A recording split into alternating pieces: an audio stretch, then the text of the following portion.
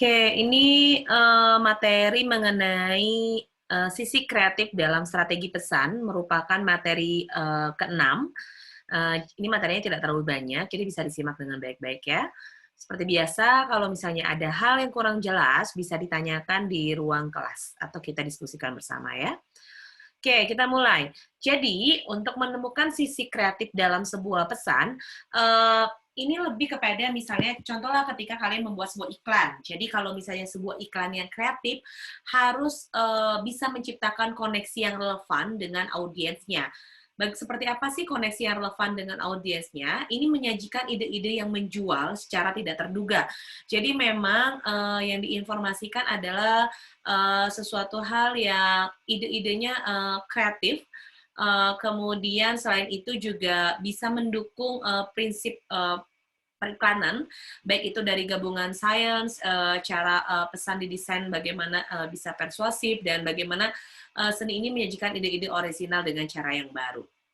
Nah, jadi sebetulnya ini lebih kepada bagaimana sih caranya supaya kita bisa menyajikan ide atau menyajikan kreativitas dalam sebuah iklan.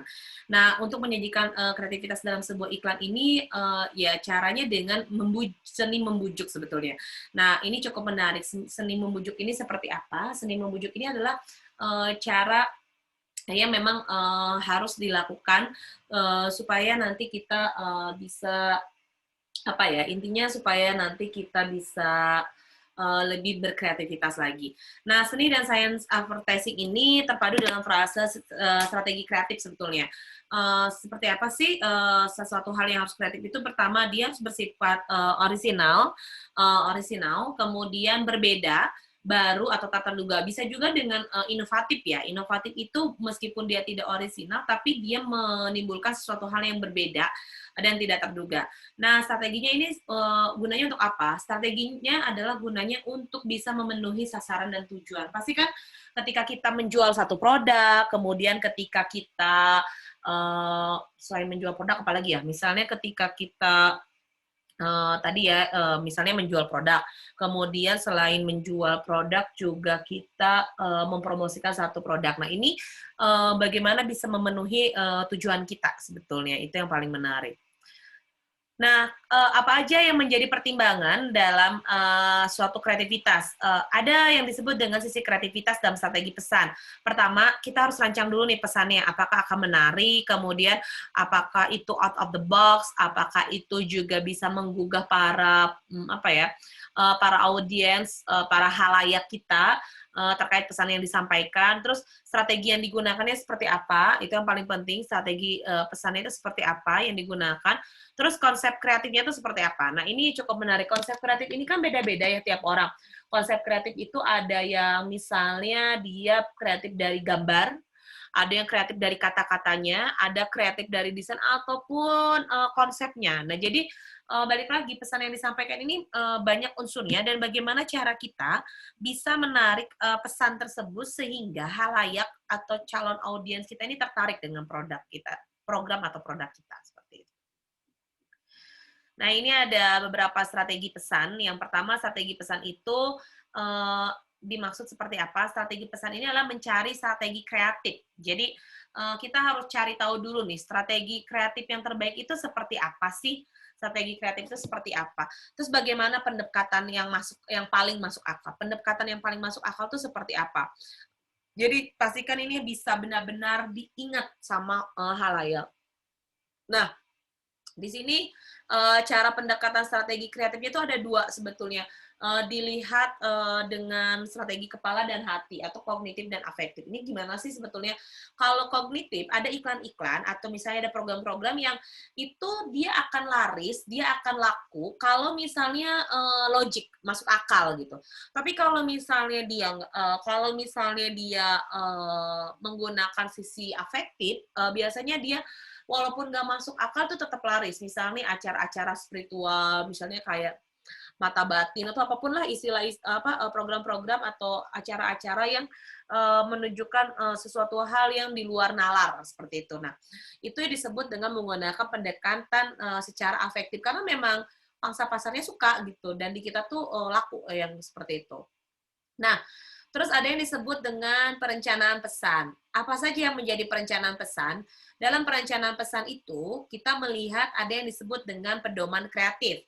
Nah, kalau dalam perencanaan pesan di pedoman kreatif itu pertama, biasanya kita lihat dulu nih sebelum kita buat programnya, sebelum kita buat iklannya, atau sebelum kita buat acaranya, atau kita belum buat produknya, biasanya kita lihat dulu masalahnya tuh apa gitu. Karena justru dari masalah itulah kita dituntut untuk menciptakan satu solusi atau satu gambaran supaya relate dengan masalah yang terjadi. Kemudian yang pasti adalah bagaimana sasarannya, siapa sasaran itu harus jelas banget. Usia, penghasilan, latar belakang pendidikan. Kenapa sih latar belakang pendidikan berpengaruh? Karena semakin orang berpendidikan, biasanya berpikirnya akan semakin logik. Seperti itu. Jadi makanya kenapa audiensi sasaran atau biasa kita sebut demografi itu harus benar-benar clear dan jelas banget. Nah, kemudian ada disebut dengan tujuan komunikasi. Seperti apa sih tujuan si komunikasi ini? Nah, ini cukup menarik ya. Jadi, tujuan komunikasi ini merupakan satu usulan atau ide ya. Jadi, apa sih, satu usul tujuan komunikasi itu adalah untuk ya supaya pesannya pertama tercapai, itu yang paling penting.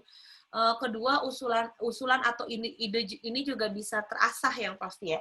Kenapa sih harus terasah ya? Bayangkan saja kalau ketika misal usulan atau ide kita ini ya nggak terasa ya mau nggak mau kita bakalan apa ya, intinya tuh kalau misalnya dia tidak terasa si idenya bakalan menguap ya. Makanya kenapa si usulan atau ide ini perlu banget dieksekusi. Kalau di materi yang sebelumnya itu dicatat, jangan lupa betul. Jadi memang kalau punya ide atau usulan harus dicatat. Dan bagaimana cara kita mengkondisikan media yang akan digunakan ini penting banget. Karena kenapa ya harus jelas, jangan sampai ketika kita buat program, kita buat acara, atau misalnya kita buat satu strategi pesan itu ternyata nggak cocoknya dengan siapa? Ya ternyata nggak cocok dengan media yang memang digunakan.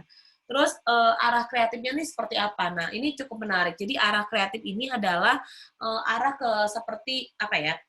Kreativitas itu mau sasarannya siapa? Kemudian yang ditarik apanya? Apakah itu medianya? Apakah itu pesannya? Ataukah misalnya programnya, acaranya, produknya, tulisannya atau apa yang menjadi menarik? Nah, itu yang harus menjadi pedoman untuk melakukan kreativitas. Tujuan pesannya juga harus jelas.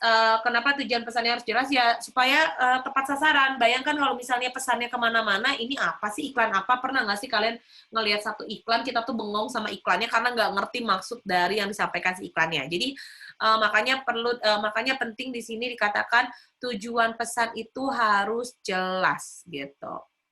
Terus ada targetingnya. Nah, targeting juga kenapa penting? Nah, kalau misalnya kita sudah punya target yang jelas, kita sudah tahu caranya seperti apa ya, maka otomatis ini akan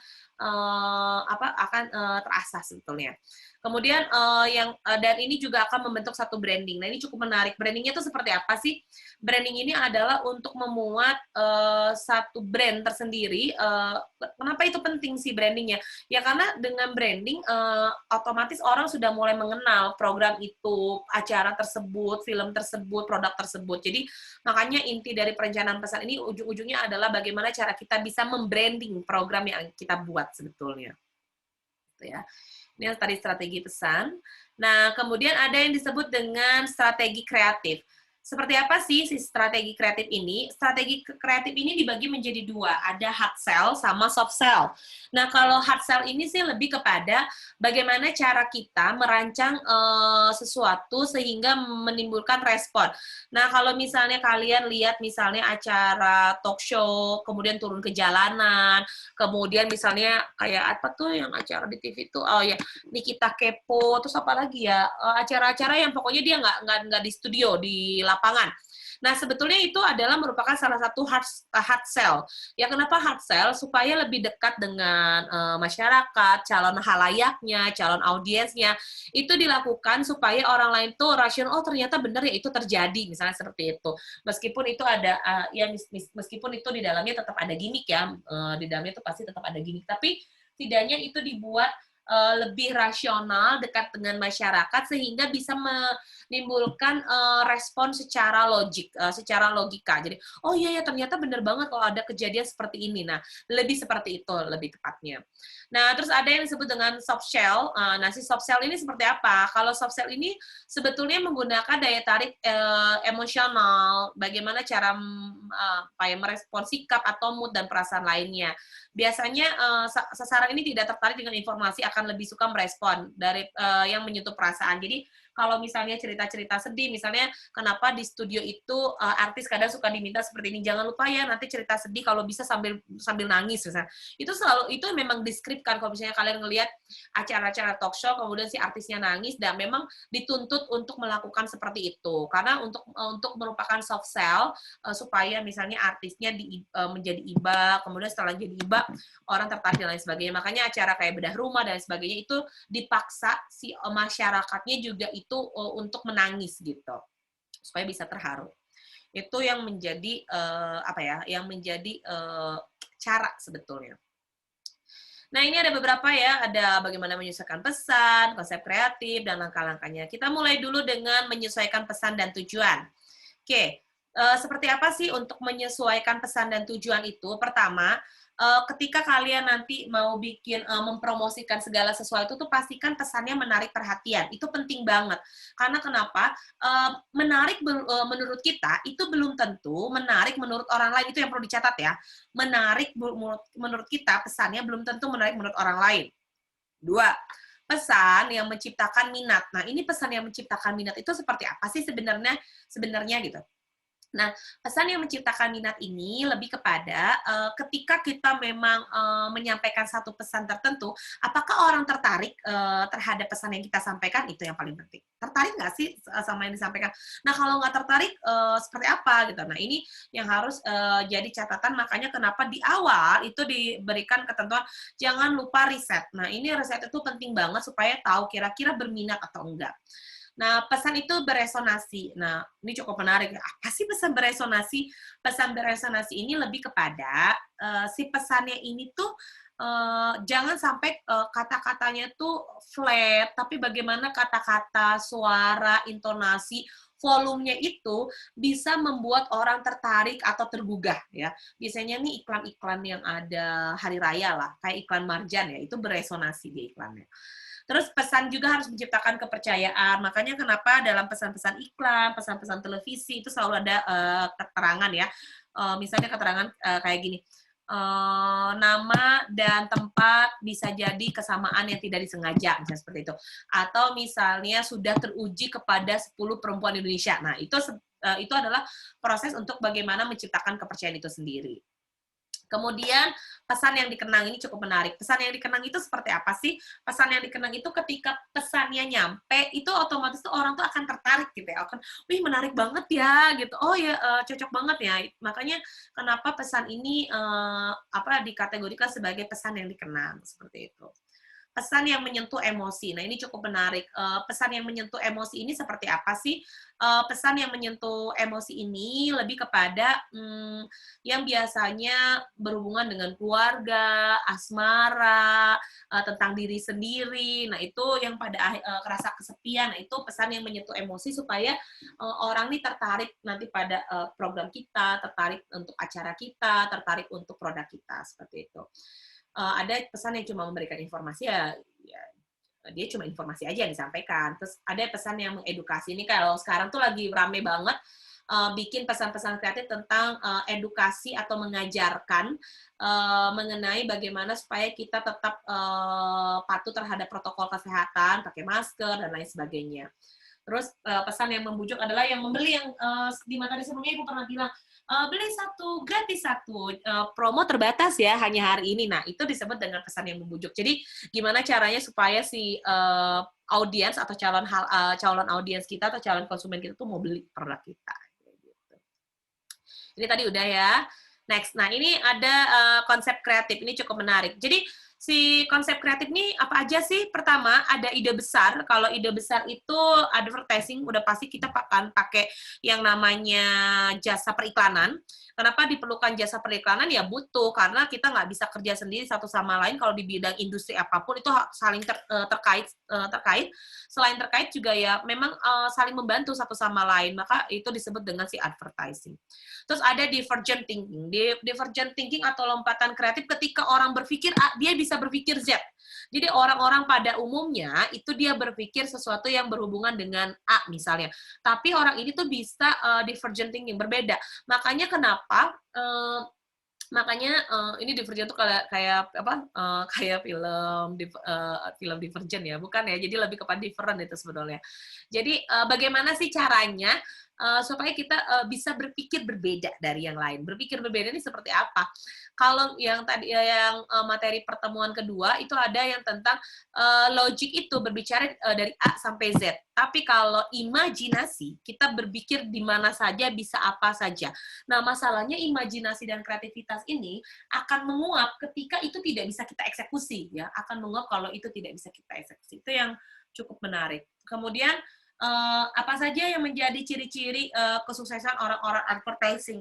Yang menjadi kesuksesan orang advertising ya dia bisa memecahkan masalah. Kalau misalnya kita berkendala dengan budget, dia tahu solusi budgeting yang bagus untuk iklan. Kemudian dia juga tahu solusi yang lain. Bahkan kadang makanya perlu ketika kita punya ide, punya gagasan, punya kreativitas itu melakukan yang namanya brainstorming.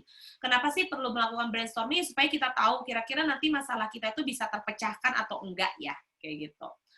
Kemudian bagaimana cara kita mampu memvisualisasikan. Ada orang-orang yang dia cuma bisa menjelaskan idenya, tapi dia tidak bisa memvisualisasikan atau dia tidak bisa menggambarkan. Nah, dengan orang-orang advertising itu dibantu bagaimana cara memvisualisasikan si ide dan kreativitas kita itu. Pertama, yang kedua itu terbuka terhadap pengalaman baru, kemudian kita jadi paham, oh ternyata seperti ini ya prosedurnya untuk pembuatan iklan, oh seperti ini ya caranya. Jadi kita jadi paham. Kemudian ada pemikiran konseptual. Nah, pemikiran konseptual ini seperti apa? Ini cukup menarik. Jadi pemikiran konseptual itu kita nggak bisa hanya berpikir secara apa ya? Kita nggak bisa berpikir secara logik saja, kreatif, tapi kita nggak terkonsep. Kalau misalnya ketika kita berpikir, ketika kita punya ide, itu tidak memiliki konsep yang jelas, maka cara berpikir itu kita tuh akan lompat-lompat, sehingga tidak akan bisa menghasilkan satu iklan, atau satu program, atau satu acara yang runut. Runut tuh apa ya? Tersusun. Jadi tidak akan runut atau tersusun. Jadi penting rasanya buat kalian memiliki konsep-konsep yang jelas pada saat melakukan apa ya bukan brainstorming melakukan konsep periklanan gitu. Next ya. Di sini ada langkah-langkah untuk mendapatkan ide. Yang pertama itu adalah dengan yang nama immersion. Immersion ini apa sih? Immersion ini adalah keterlibatan diri. Jadi kalian itu dituntut untuk melakukan yang namanya apa ya? Melakukan yang namanya melibatkan diri ke dalam masalah yang ada. Jadi kalau misalnya kalian mau bikin satu hal yang baru, ide yang baru, kemudian kira-kira itu menarik atau tidak, mau nggak mau kalian harus mampu melibatkan diri dengan masalah yang ada. Gunanya ini supaya apa? Dengan cara mengumpulkan bahan mentah dan segala informasi yang dibutuhkan. Ya, dengan cara sesuatu yang dibutuhkan. Misalnya dengan melakukan riset, mencerna masalah, kemudian dengan diction merupakan upaya untuk memikirkan dan memahami masalah. Jadi kalian tuh harus mampu memahami dan mencerna masalah dulu sehingga ketika kamu punya ide itu tuh justru bisa memecahkan masalah dan bermanfaat dan itu cukup menarik. Kemudian ada ideation. Nah, ketika kita sudah melibatkan diri ya kita otomatis akan punya ide. Oh, benar nih sekarang tuh lagi COVID. Caranya untuk menangani COVID ini kan kita diminta untuk pakai masker. Saya kepikiran. Selain masker juga kita perlu nih kacamata yang buat menghalang droplet dari orang lain. Dibuatlah face shield gitu. Orang tuh nggak populer tentang face shield tapi ramai. Terus hand sanitizer, macam-macam caranya dan berbagai macam cara ya dilakukan. Kemudian brand fact. Nah, brand fact ini mulai kita brainstorming nih kira-kira kalau kita jualan ini cocok nggak, kira-kira bagus nggak. Nah, perlu ada yang namanya brainstorming itu.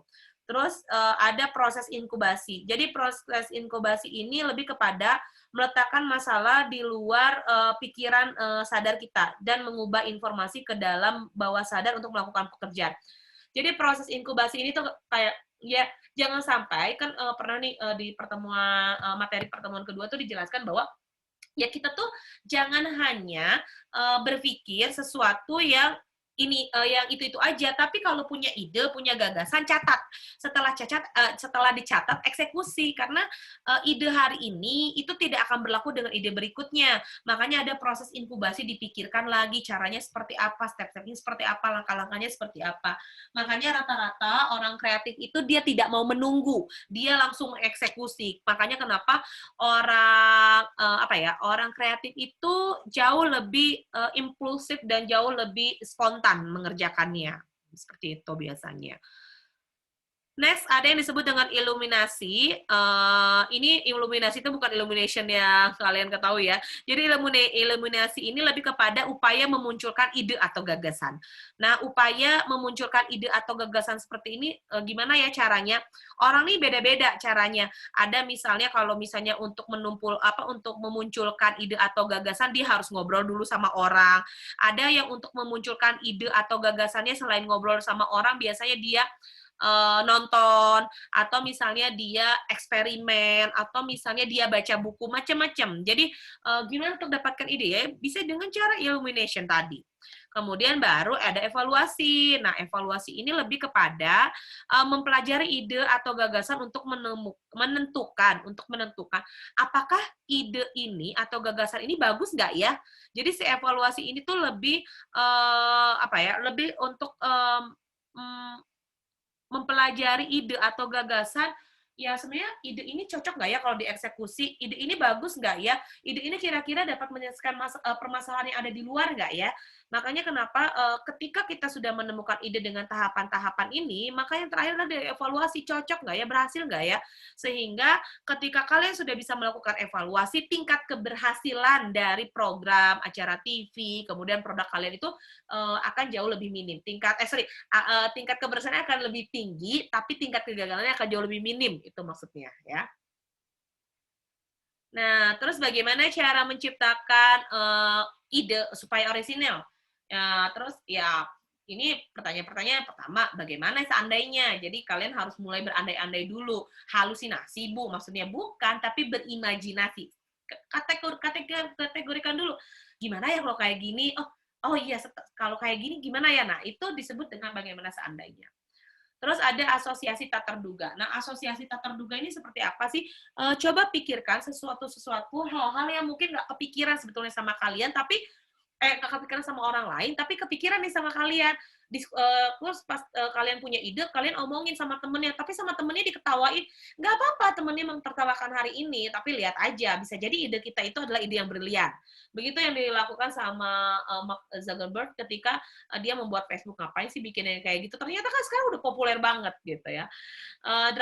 Dramatisasi hal-hal yang telah jelas, karena kenapa sih ya? Memang makanya kenapa kalau di acara-acara sinetron tuh selalu mendramatisir kondisi yang memang itu yang menjual gitu, karena memang dramatisasi itulah yang sangat menjual ya, seperti itu. Kemudian frasa yang menarik, frasa itu lebih kepada kata-kata yang menarik, pesan yang menarik, kemudian yang orang tuh mau beli, orang tuh mau nonton, orang tuh jadi bikin penasaran, nah kayak gitu. Kemudian ada pelintiran-pelintiran tak terduga, ini biasanya kayak bercanda-bercandaan, maksudnya apa, bercandanya apa, misalnya kayak ngeritik pemerintah lah, kata-kata yang selalu mengeritik ke pemerintah ya. Ada permainan kata ini lebih kepada tebak-tebakan. Kalau ada tuh dulu tuh nama programnya kalau nggak sih Facebooker ya. Facebooker tuh kan dia pakai permainan kata, pakai pantun, tapi jadi laku. Aduh, siapa yang suka main pantun di Facebooker tuh, yang kepalanya botak?